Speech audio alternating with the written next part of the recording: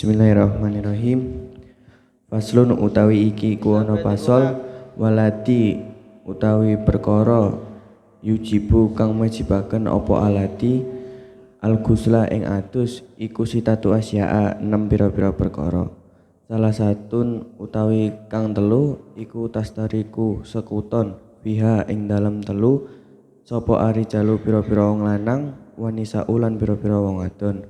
Wahya utawi telu iku iltika ukhitanaini ketemune persuwitan loro wa injalul mani lan metune mani wal mautu lan mati.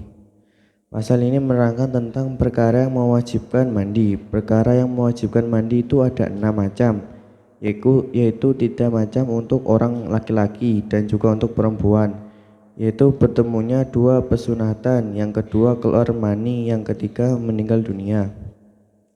Wasalah satun utawi kang telu iku tahtasu tertentu biya ing dalam telu sapa anisa'u pira-pira wong wadon wahia utawi telu iku al haidu haid wa nifasul nifas wal wiladatu lan mana. Dan 3 perkara khusus untuk perempuan saja, yaitu 1 haid, 2 nifas, 3 melahirkan.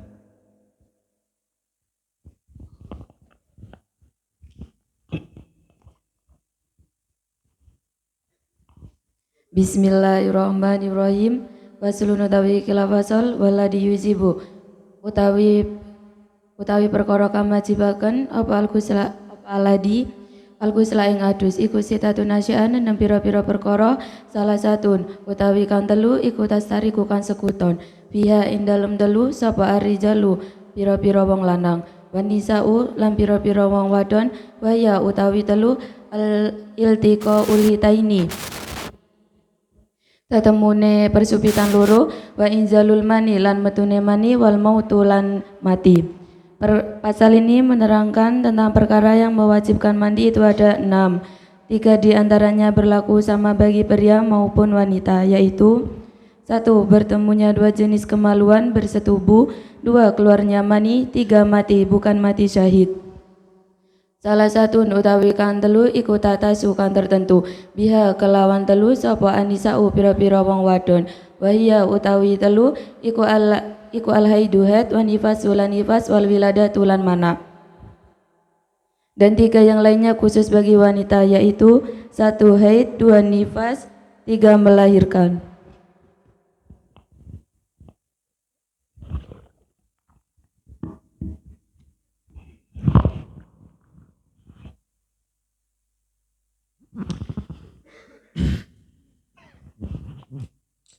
Bismillahirrahmanirrahim. Faslun utawi iki kulah pasol fi mujibil ghusli ing dalem perkara kang majibaken adus.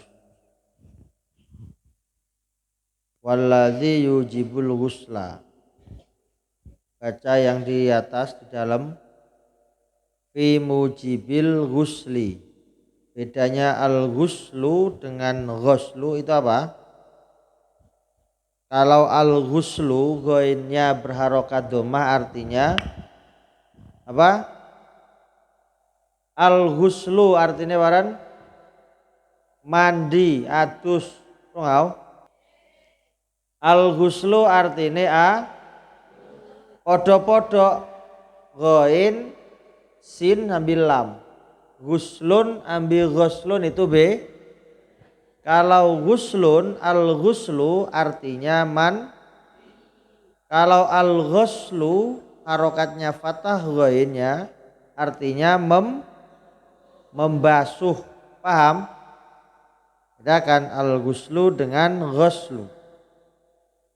Wallazi yujibul ghusla, waladzi utai perkara yujibu kang majibaken apa ladzi al ghusla ing adus iku sittatu asya'a ana 6 pira-pira perkara. Jadi perkara yang mewajibkan mandi itu ada yang di dalamnya di atas wal ghuslu lughatan utawi ghuslu pan ghuslu mau adus wal ghuslu lughatan, apa yang dimaksud mandi secara lughah, secara bahasa?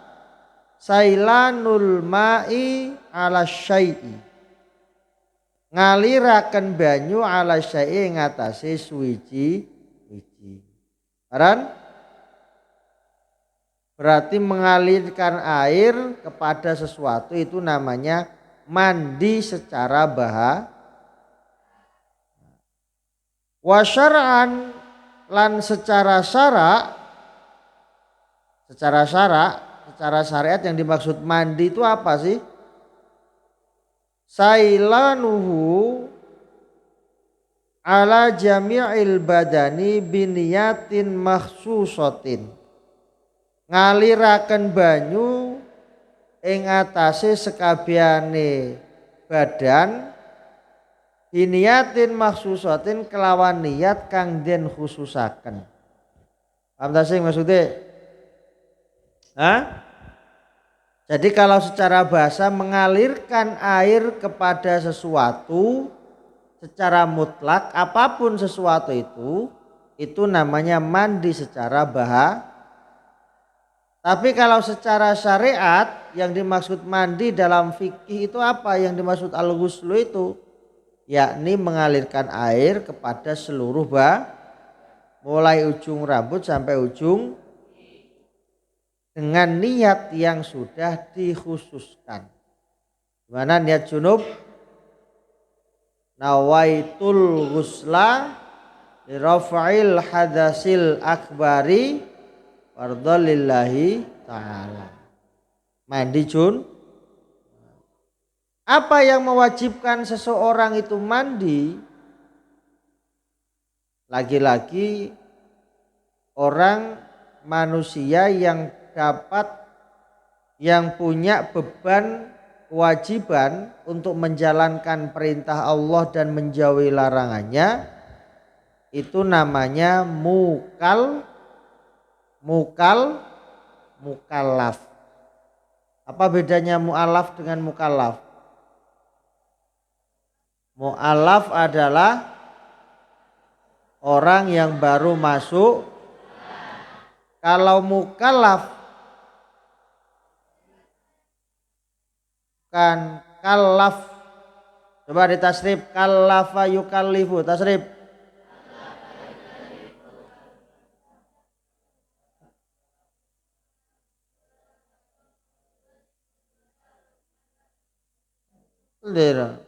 Kallafa yukallifu taklifan taklifatan taklafan tiklafan mukal fahuwa mukallifun wa dzaka mukallaf kallif la tukallif mukallafun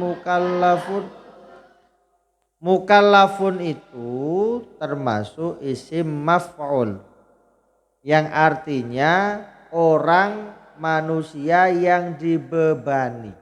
Karena yang mendapat pembeban. Apa bebannya? Bebannya seorang mukallaf itu wajib menjalankan perintah Allah dan wajib menjauhi larangan Allah. Itu namanya Maka mukallaf itu artinya orang yang mendapatkan atau yang dibeban. Siapa mukallaf itu? Orang yang sudah balik dan berakal sehat. Maka standarnya balik dan berakal sehat. Standarnya mukallaf itu dua-dua itu. Balik dan berakal. Kalau ada anak orang yang sudah balik, usia perempuan berapa baliknya?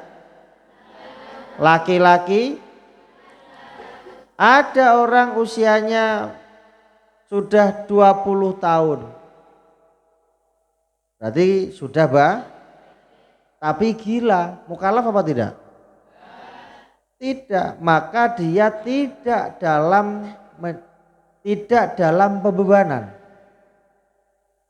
Berarti orang meskipun sudah usianya tua, sudah usia balik, tapi akalnya tidak waras, maka dia tidak dikatakan mukallaf alias tidak mendapatkan pembeban. Tidak ada kewajiban bagi dia untuk menjalankan sholat, tidak ada kewajiban bagi dia untuk meninggalkan sesuatu yang dilarang. Kenapa? Karena akalnya tidak meskipun usianya sudah balik. Dosa enggak? Dosa tidak? Kalau dia menjalankan melanggar ketentuan Allah, tidak dosa. Kenapa? Karena atau sebaliknya, ada anak yang belum balik tapi akalnya sehat, wajib tidak menjalankan perintah Allah? Karena belum mukallaf. Berarti sasaran Allah dan Rasulullah, Allah membuat aturan, membuat hukum itu sasarannya kepada siapa?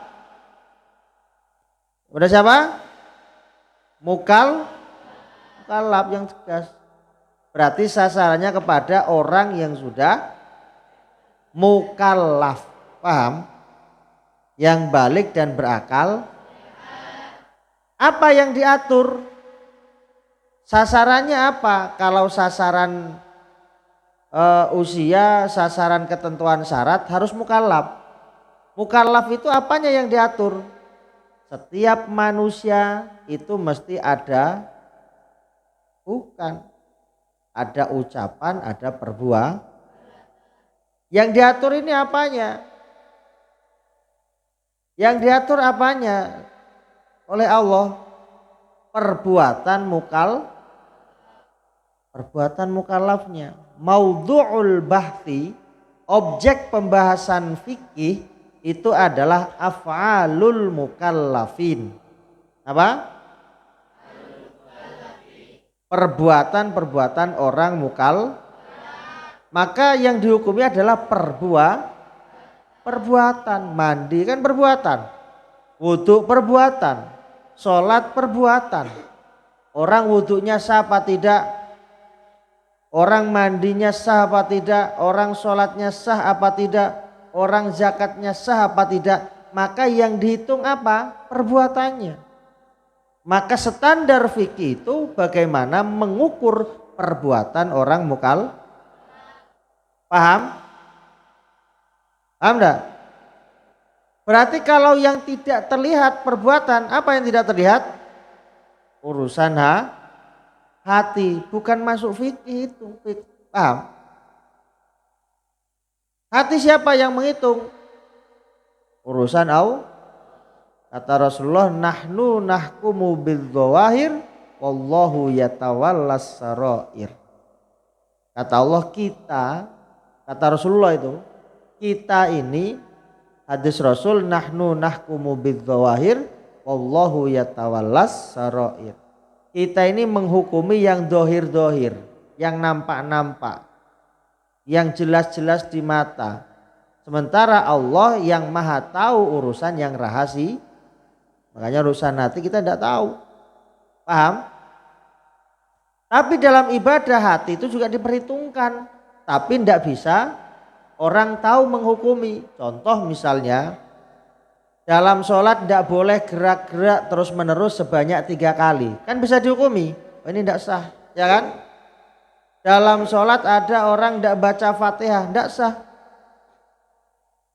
Tapi di dalam ibadah sholat hati ini juga diperhitungkan, tapi kita sulit untuk menghukum.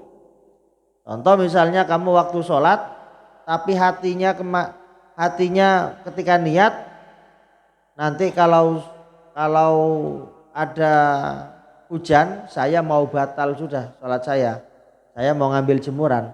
Kamu tetap sholat, sementara hati kamu sudah bercabang dengan niatan tadi itu, maka itu juga tidak sah karena hati kamu bercabang. Tapi orang lain tidak bisa menghukumi itu. Kenapa? Karena yang tahu hanyalah Allah dan diri kamu sendiri. Paham ya? Maka fikih itu sasarannya adalah perbuatanmu. Mana spidolnya? Mana? Cuma kok nyiapin sepeda lho. Jelasaken. Paham?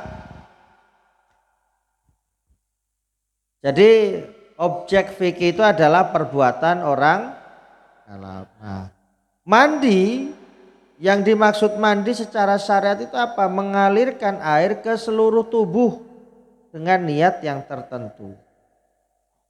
Ada berapa yang bisa mewajibkan mandi itu? Sittatu asya'a, ada 6 perkara. Jadi wong kang wajib adus iku ana 6 perkara kang bisa majibaken adus. Yang pertama, salah satun tashtariku fiha ar-rijal wan nisa. Salah satun 3. Itu jadi badal dari sittatu asya. Tashtariku kang nyakup fiha ing dalam telu apa ar-rijalu wong pira-pira wong lanang wan nisa'u lan pira-pira wong wadon. Jadi yang ketiga kan tadi ada berapa? 6. 6 dibagi 2 ada berapa? Nah, 3 yang mewajibkan mandi itu masuk pada kelompok laki-laki dan perempuan.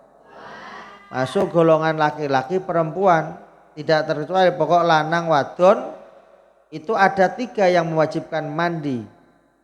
Yang pertama iltiqaul khitanaini, ketemunya 2 lanang wadon kok nemplek.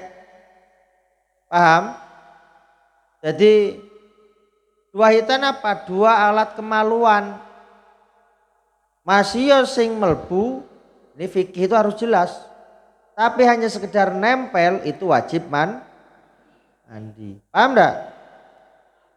Laki-laki perempuan alat kelaminnya ketemu tidak nempel itu wajib mandi. Itu 1. Yang kedua wa inzalul mani, dan keluarnya bagi laki-laki. Apa? Meskipun keluar mani dengan cara apapun, entah itu mimpi, entah itu disengaja, wajib mandi. Dan yang ketiga wal mautu adalah mati. Jadi mati wajib diadus. Apa kewajiban kita kepada orang mati? Ada berapa? Yang pertama memandi, yang kedua, yang ketiga mengkafan, yang keempat pertama nolong ngedusi, ngafani, nyolati, ngubura. Itu wajib apa tidak? Wajib apa?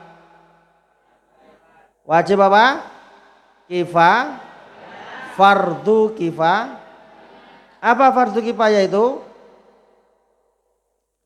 Fardu kifayah itu adalah kewajiban bagi seluruh umat muslim.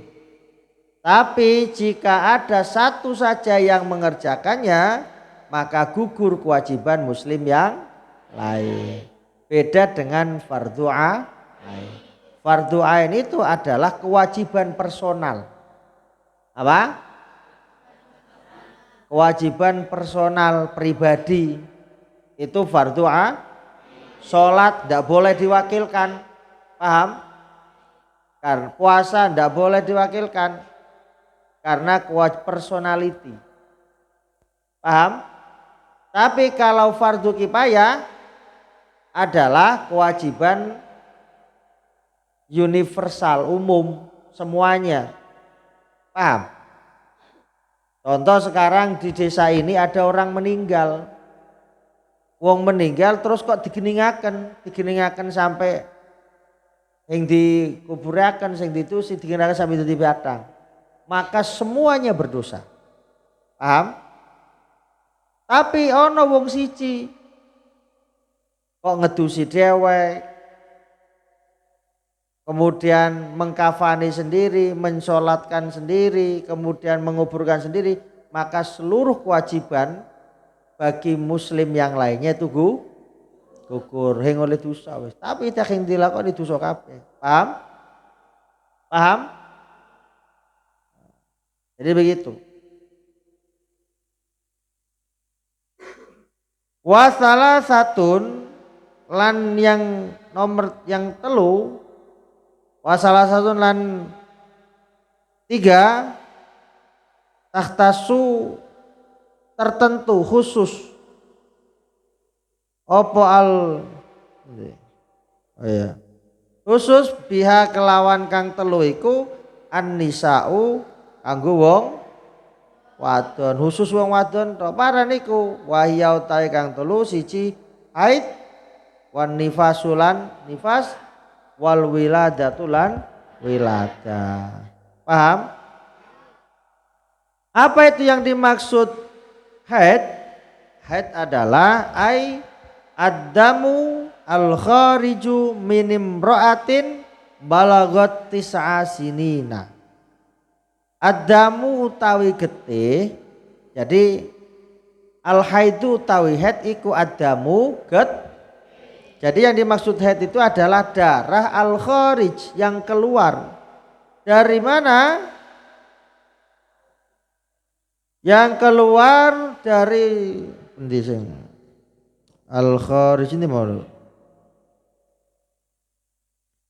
Ad-damu al-khariju min imra'atin, darah yang keluar dari seorang perempuan, keluar dari alat kelamin bukan keluar dari yang lainnya. Balagot tis'a sinina, yang sampai umur biro 9 tahun. Itu namanya darah. Sudah dijelaskan darah haid. Darah itu ada berapa? Darah yang keluar dari perempuan ada berapa? Yang pertama, yang kedua, yang ketiga, istihadah. Paham?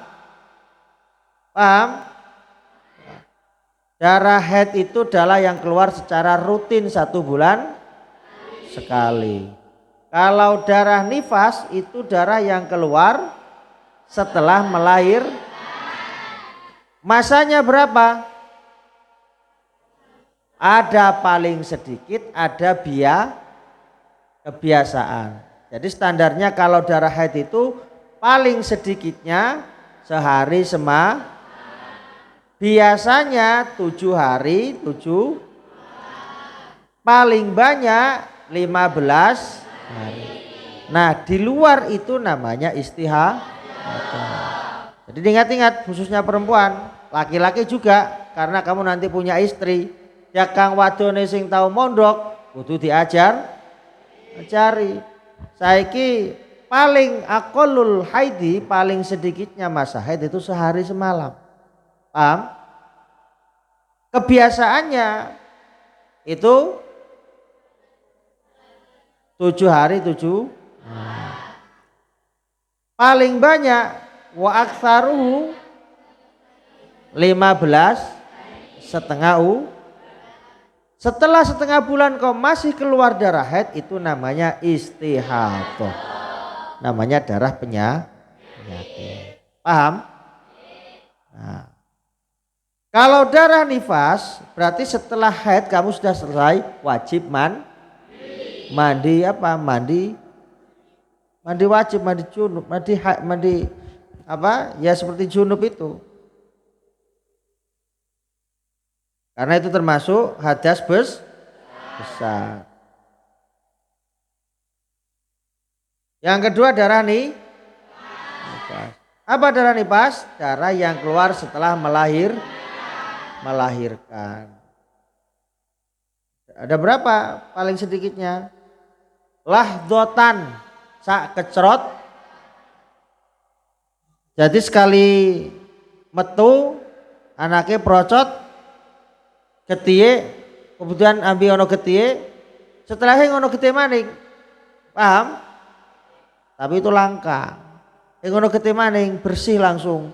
Itu paling sedikitnya masa nih. Biasanya berapa? 40 hari. Paling banyaknya 60 hari. Di luar 60 hari kok masih keluar darah, itu namanya istihadah. Kok bisa ada standar itu? Ini sudah berdasarkan istiqro. Apa istiqro? Penelitian para ulama terdahulu. Makanya kemudian dirangkum dalam wujud kitab fikih ini. Ini hasil penelitian ijtihad ulama. Paham ya? Yang ketiga karena wiladah. Kan? Wiladah karena melahirkan. Paham ya? Nah, jadi intinya standarnya begitu. Yang mewajibkan mandi itu ada 6. Yang 3 bisa laki-laki dengan perempuan. Yang 3 lagi hanya khusus bagi perempuan. 3 laki-laki dan perempuan apa? Yang pertama iltiqaul khitanaini. Ketemunya 2 alat kelamin laki dan perempuan. Ketemu tok iku wis wajib paham? Ketemu tok wajib adus. Nempel wajib adus. Yang kedua apa? Keluarnya baik mimpi maupun tidak bagi orang laki. Yang ketiga mati. Paham ya? Paham? Ini standar dasar kamu wajib tahu. Apalagi laki-laki perempuan. Jadi santri kahing tahu jadi santri hing kira paham gitu-gitu. Jadi santri kok sing paham polahe ngajine turu. Paham? Makanya besok evaluasinya kamu buat catatan buku tersendiri ngaji setiap Ahad setiap Sabtu subuh ditulis fikih dirangkum punya kitab buku sendiri nanti dievaluasi. Malam Ahad begitu juga mari ngaji dirangkum diresum rungau mene ono hasilnya. Insyaallah kitabnya nanti sudah datang nanti tak ambil, kemudian tidak ada halangan, hari ini diambil. Paham ya? Paham? Al-Fatihah.